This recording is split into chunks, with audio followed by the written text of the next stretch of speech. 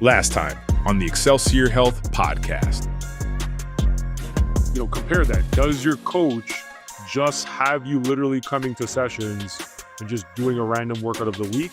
Or are you guys tracking your strength and doing specific evaluations? And are you guys actually tracking, has my weight changed? Has my muscle gone up? And I think another one that's super important is just like mobility. Sure. You know what I'm saying? Like, can you, before when you started, you were like this, can you now do this?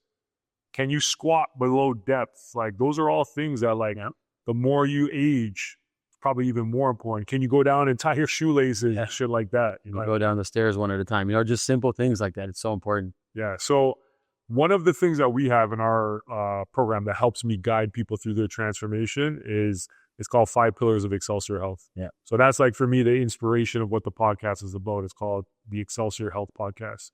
So I would love you, from your professional opinion, your experience, all the thousands of clients you work with, is using our pillars, just giving me a little advice in each one. So the first one that we have in terms of building an Excelsior Health for yourself is training and movement. So from your lens, what would be a tip that you can give our people on just basically maybe how to improve their training and movement in their life? The first one, I think, from a therapist point of view, is taking your warm-up and taking your mobility seriously. It's stuff that is so simple and can be done. It's not sexy, it's boring, and it involves you having to admit that you might not have great hips or great mid-back. But it's stuff that can make such a difference, not only on the strength and conditioning side, but overall life, general health, general joint mobility is so important to so many things. So that's the first thing that I recommend. And then the second thing is kind of more in your realm, is just building a solid base and a solid capacity, being able to do several things, being able to run 3 to 5K as well as do 5 pull-ups and squat heavy. I think that's so important to be well-rounded. Good. What would be like some things that maybe we can fit into a warm-up? Like, is there a certain time limit that you think? What are some, like, maybe a little, because someone might be listening to this and say, okay, like warm up, like, what the hell to do on a warm up? Yeah. I mean, I'll give you my general warm up. So typically I'll start with, I tell people to start with increasing core temperature. So whether that's a bit of a cardio warm up or a bike or a walk or whatever the case is. Mm-hmm. And then I'll look at the workout ahead, which I know you guys have written up all the time. And I'll say, okay, it looks like we're doing a lot of squats today, or it looks like we're doing a lot of bench today. If we're doing squats, perfect. Then I'm going to start doing some dynamic stretches for the hips, dynamic stretches for the ankles and the knees. And then I'll start with some skill rehearsal. I know the first thing I'm doing is a barbell front squat, 1 rep max. I'm going to start at the bar, and I'm going to add a bit of weight, and I'm going to add a bit of weight. And then I'm going to start the workout. Not to just put a big heavy load on to attack it. We go slow into the warm-up, but I typically say, you want to be spending at least, if your workout's an hour, at least 10 minutes on a warm-up, and you take it seriously. It sets the tone for the rest of your workout. Yeah. That's a big part of what we even explain to people when they come in, is our warm-up is an extension of the workout. It's that important. Yeah. So just like Brendan say, like, our timeline for our normal strength workout is about 10 to 12 minutes. But oftentimes too, when we do more of like a conditioning workout, maybe we're sprinting or we're doing like a circuit, we'll take like 15, 20 minutes to get prepared to train at that high intensity. Next pillar to building Excelsior Health is nutrition habits. What would be some nutrition tips that you would maybe give people that, they want to relieve pain, they want to lose fat, they want to build muscle? What might that be? I mean, this is more your domain than mine, but in regards to nutrition and health, I think the biggest thing is just eating for fuel. You know what I mean? There's so much shit out there on nutrition, but also on shitty foods. And I think just eating for health, eating to sustain the energy throughout the day, eating to provide energy throughout the day, not being scared of carbs before a workout, like doing some research on proper nutrition or working with an individual that understands proper nutrition, you can't beat that. Yeah. And I think even what Brendan's kind of pushing to is like, do you have the right micronutrients? So you can eat food, but there's not really a lot of quality things. You're not getting, antioxidants, you're not getting quality protein, you're not getting fiber from those things. So it's understanding what foods are going to give you some good nutritional value and how that specifically relates to even pain. There's a lot of people that come to Brendan, they're in pain. A lot of times people are just inflammation in their body. Mm-hmm. So that comes a lot of the times through the foods we eat. So once you start seeing yourself drink more water, eat more quality protein, eat more fiber, fruits and vegetables, less knee pain, less of these things that are going on in your body. So that'd be a huge improvement, not just to losing fat, but just living life with less pain. 100%. Number 3 is basically rest and recovery. So, hey, this is in your domain. Time to shine. We have kind of like a couple elements that we focus on. We focus on sleep. Yeah. We focus on having fun and self-care, physical therapy, and then also meditation. What would be for you some tips? It doesn't have to be in those ones, but what would be some tips on helping people recover and get rest? I think the lowest hanging fruit is sleep. I think it's something that just people don't understand the importance of enough. If you're not sleeping, you're not healing, period. Yeah. That's when your body breaks down and rebuilds the tissue that you've strained over the workout or over the day. So sleep for me is number 1. There's too many fad recovery tools out there. Sure, they're great. Do I have a massage gun in my gym bag? Absolutely. It's a great recovery tool, but it's not going to trump sleep. It's not going to trump nutrition. It's not going to trump a proper periodized training program. Like that is the lowest hanging fruit with the biggest impact. The massage gun's at the very top. It's sexy, looks cool, but it's not as important as that. So for me, for sure, it's sleep, a proper training program, and a good food. What's your thoughts on like cold plunges, sauna, red light? That's like really popular stuff. And even in like our industry now there's facilities that are like, yeah, we do this, we do that. Like, what's your perspective on it? I think it's a great adjunct. I think if you're doing all the other things, I think that's enough. But I also think that there's some merit, if you perceive a benefit from sitting in a cold plunge and noticeably your performance is getting better, you feel more recovered, great. If you prefer to sit in a sauna and you get the same benefit, great. I think that all these things are great. I love that we're putting a bigger emphasis on health. But my worry is that we're focusing too much on these sexier aspects of health than we are on the bread and butter things that have worked for decades and decades. Facts. One of my mentors, who I mentioned a lot in this podcast, Martin Rudy, he always gave me a favorite quote is, don't put your tie on before you put your shirt on. And a lot of people do that, where it's like, oh, hey, I'm getting my colds up, I'm doing the therapy. It's like, yeah, those things are cool. I'm going to the sauna. Did you strength train 3 days a week for 6 months?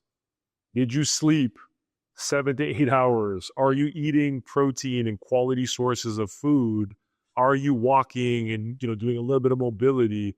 None of those things are going to have the impact that those things have. 100%. But when you add those things on top of that, man, now you're really could be creating some optimal health, right? So that's a good point. The next 2. So these are the 2 that most people don't think about when it comes to transforming their health: resilient mindset and positive environment. So I'm not sure how much you talk about I know you practice a lot of mindset as being a business owner. But I know you deal with a lot of athletes that are going through shit too. Oh, all the time. I talk about mindset. Injuries are a real thing, and they can really fuck with you. If you're an athlete that is missing, you worked so hard in the off season, and game week 2 comes around, you get a bad hit, you tear your ACL, you're in with surgery, and you're doing rehab. That's a tough time to be in. Right, see the worst of something. Yeah, you see your all the people that were on your team are on TV or at the field or whatever, and you're in the treatment room for the next 9 months. So I deal with mindset all the time. In regards to injury, if we're talking about injury, the first thing I want to mention is an injury is a setback, but it's not the end of the world. A lot of athletes use pain as a signal, not as oh my God, I need to stop. It's hey, this is bugging me, let's get it checked out. So injuries, as we talked about, are normal. And I think having a positive mindset about an injury, having the confidence that it will get better, being able to actually do the things that will make it better is very important. When it comes to just general life, I mean, you know a lot more on the topic of having a positive mindset and what it can do for you. Having a good 6 months can change the next 20 years of your life. So just things like that, just staying on top of it. Yeah, and even with the injury, like one of the lines that we like to say here is every setback is an opportunity for a comeback. Yeah. And it's hard to think of that way when you're in the shit. Like, what I'm saying? You're beat up, you're hurt, but like what I would say to you guys is you have no other choice. Having that attitude in that moment and feeling sorry for yourself, it does not serve you, right? So there's another quote that I love when I'm thinking about adversity is your attitude when you're losing will determine how fast you win again. So for those of you guys, whether you are someone who's an elite athlete, your kid is an elite athlete, most of us that are listening to this podcast, yeah, listen, you're a busy professional trying to get in the best shape of your life, trying to live with longevity, trying to be productive in the other areas. When you're going through the difficult time, you have to look through the lens and say, what is this shit teaching me right now? So I don't repeat this mistake. And it's like, now this is a story I can tell of like how I overcame this adversity. All right. Last one, really, really important one, positive environment. Yeah. What would be a tip, whether it's in your own personal life or just maybe the people you see around you, like that can help people be more successful or just even just transform their health, is how do you address maybe the positive environment aspect of their life? I think I live this every day. Like there's, we have a great team at the lab. Everyone's young, everyone's happy, everyone's healthy. No matter what, if you're coming in and you have a rough day, there's people there to support you. And I think having people in your corner, people that understand you and people that are willing to help you is so important. Surrounding yourself with a positive mindset not only can help you get through the tough days, but it helps you grow. If you are a byproduct of the 5 people you spend the most of your time with, and that could either be great or that could be bad. So I think surrounding yourself with positive people that are going to push you, that are motivated, is honestly can be the difference between being successful and not being successful in whatever it is that you're trying to do. I think a lot of people, like, I'm sure you guys have heard that before. I've heard it before, like, All the time. Repeated, but a lot of people will hear that and they Don't understand. think it's that important. It's like, if you're hanging around unhealthy people and those are your only people and you spend so much time with, you are going to be unhealthy. Yeah. If you hang around with a bunch of broke people that are miserable, that talk shit about other people, you're going to develop those habits. So you always have to be in an inventory of, man, who are these people that I'm spending time with? Doesn't mean you got to kick out people. No, it just means less proximity and figuring out ways how to increase the proximity of some of those other people that are either more happier, they're more successful, they're more healthy, whatever it might be. So almost done this episode, man. I appreciate you coming here, always helping us out with everybody that we have here. A couple more questions that I want to get off. Yeah. I want to tap into a little bit of business stuff, Okay. but I also want to get your perspective. Like, what's your, I don't know if opinion is the word. I guess, what's your thoughts on these things? What's your thoughts on CrossFit? What's your thoughts on HYROX? HYROX is something that's super popular right now. I don't know. What's your physio? So what's your thoughts on these things? I mean, I think CrossFit in general gets a bad rep across the physio world, but I work with a bunch of CrossFit gyms as well. And I think CrossFit is good. I think what my opinion is when it comes to exercise is people will stick to whatever they like. And I think is insofar as a gym, as long as there's elements of strength and conditioning and they're periodized, they're great. Now, are there some bad CrossFit gyms that take beginners and have them do kipping pull-ups and, 1 rep max deadlifts on day 3? Absolutely. But there's also fantastic CrossFit gyms that understand periodization and will start with an assessment and work an individual all the way up. HYROX, it's super trendy right now. Everyone and their mother is doing HYROX. I see so many HYROX athletes in the clinic. But HYROX is, again, if you like it and you like that style of workout, it incorporates strength conditioning, it incorporates cardio. It's a great workout. I think the important thing is sticking with things that you like, as long as there's an element of preventative health in them. You just blindly doing the beep test 5 days a week, you may love that, but there's probably no preventative element in that other than having a great VO2 max. Gotcha. Right? So I think as long as it's something you like and it's going to help you and it's preventative towards your health and whatever that is, I think it's good. Good. And then in terms of you as a business owner, like, we've talked about the lab a little bit. Like, I kind of spoke about it a little bit in the intro. Is like, you went from hustling and being at different places to being in somebody's place, like, leasing from someone's place. Then you open your own place with your partner. Now you guys have expanded. How many years did that take? Can you share a little bit of that process? Because Yeah, absolutely. I think some people think it's easy, to run your own business. Look at these grays, man. Look at these grays. I tell you, it's not easy. I mean, I'll tell you the whole process. I mean, you know most of it, but I was working at a clinic and it was a great clinic, loved the people there. I just wasn't seeing the population that I wanted to be seeing, which was, more active, athletic individuals. And so There was a team training facility that I had seen on Instagram. It's actually where Shay was working. And I went in there one day and I was like, hey, you have this unused room at the front. And in the room, it smelled terrible. Hockey bags, hockey gloves, old pennies. It was a dump. Okay. And he's like, yeah, whatever. You want to come rent it? Here's the price. I went in there, shook his hand, signed a 1-year contract, renovated the place, built a small room. Treated myself there 2 days a week, and I was working full-time at the other clinic. And it got to the point where I got really busy. So I said, okay, I got to make a decision. So I said, fuck it, jumping all in. Went full-time there. Within about 3 to 5 months, I was at full capacity, and I had to start to bring on a staff. So I brought on a physio, brought on a massage therapist, and then my business partner, Rowan, came on and rented space as an osteo. Then COVID hit. Okay, so I'm just starting to take off. I forgot about that. Yeah, right? Just starting to take off. Clinic is running. We're talking to the owner about expanding in the front. There's talks about buying the facility, and then COVID hits. And it was a team training facility. So if you remember, during COVID, we weren't allowed to gather. So teams were not allowed to train. And so one day, the owner comes up to me and he's like, Brendan, I'm closing. I have 3 months. I was like, what? Like, what do you mean you're closing? Like, I'm still running because I'm essential at this point, right? Yeah. So I call up a buddy that's a realtor, and we're starting to scramble looking for places. I find a place, close it quickly. I call in a few buddies to reno. We open our doors. No, they closed that facility October 29th. I opened my doors November 1st. It was me literally like 2 days after. That day that they closed, we went in with a U-Haul, took all the stuff, and moved it into the other unit. And we opened for business on the 1st.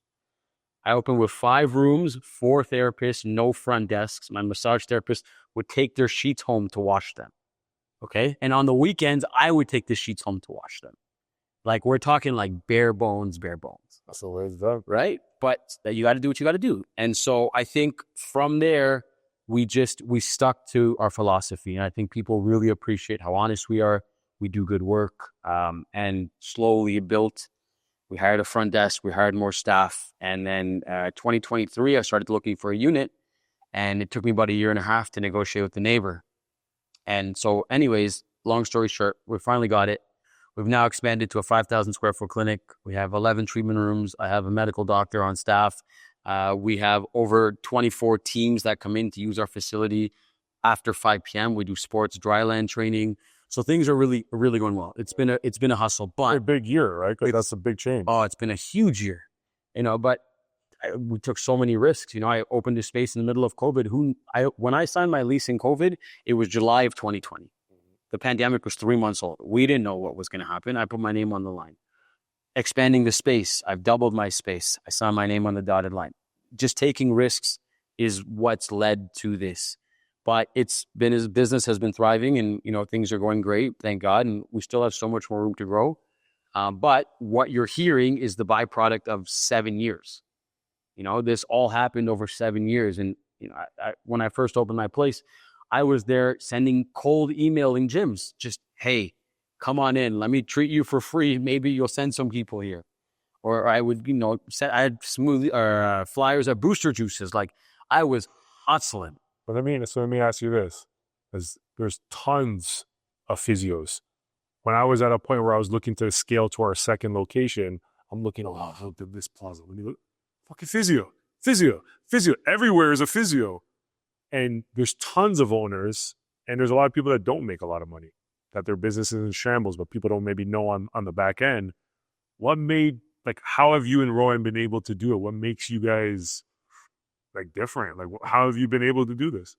I think it's just a bunch of factors, man. I think first and foremost, I think culture is the biggest thing for us. We just got back from an all lab staff cottage. We take all of our staff out once a year. We rent a big cottage, and everybody comes and hangs out. We do a big Christmas party. We're huge on culture. I'm a big we spend more time with our staff than we do with our wives, right? We got to make sure it's the place to be, and people love being there. Secondly, I think we do good work. There's too many clinics that are treating motor vehicle accidents for the rest of their life, or are treating people and they're not getting better, or telling people they got to come back for the rest of their life and they don't have to. I think what sets us apart is we are so focused on how can we get you out of our doors as fast and as safely and as efficiently as possible without coming across as salesy, because we are the least, how I operate. I'm the least salesy therapist ever. And I truly think that's why so many people refer to us, if you know a good mechanic and you go to get your oil change and he just changes your oil and said, okay, your car's good, see me in 6 months, you're going to send everybody to this guy. Yeah. But if you go to a mechanic and he's like, hey, your oil needs to be changed, also your brake pads, also this, also that. You don't understand why. You're like, Yeah. okay, here you go. You're not going to send anybody there, right? So just building that trust with people and they can transparently see that we have their best interests in mind. I think that's what sets us apart. Yeah. I mean, I've been in business for like 10 years in January. There's like 2 physio places that I refer to. I have Dr. Nakesa, who's been on here before, and I have the lab. Those are the 2 people that I send my people to like clockwork. So, I just want to say, hey, man, as a fellow business owner and like fellow leader, I'm super proud of you. It's inspiring to see where you guys have leveled up and how you guys are taking risks. But reputation's a big thing. And there's a lot of people that talk very highly of you. And it's not just you, as they talk highly of your team. Which I love. I love that shit. But that only happens through good leadership, So I admire that, and I look forward to as we expand to do some of the things that you guys have been able to do over the last couple of years. I mean, look, you've done the same thing, man. Appreciate it, bro. You know? Yeah. I love to see it. So, hey guys, this is a great episode. So basically, if you want to share this episode to somebody in your life, somebody, whether it's a coworker, family, friend, that they're going through pain, they're going through discomfort, they need some of this knowledge to help them live a little bit more pain-free, make sure you guys share this out. This helps us attract, successful people like Brendan to come on the show and give us some of this valuable information. But other than that, man, like Brendan, where can people find maybe some content to get familiar with the lab, but also where are you guys located, all that good stuff? Okay, cool. Yeah, we're super active on socials. Our Instagram's at the Lab Sports Med. My clinic is located at 403 Winston Churchill in Mississauga. And the website is www.thelabsportsmed.ca. There you go. So, hey, if you guys have any physio, chiro, osteo, all that good stuff, if you have that needs, make sure you guys check out Brendan in the lab. Yeah, I appreciate you guys tuning in to another episode. I don't even know where we're at, but we're going to keep doing this shit for the whole rest of the year. We're going to keep getting more and more amazing people on here. So I appreciate the support. Coach Cory signing out. Beastin'.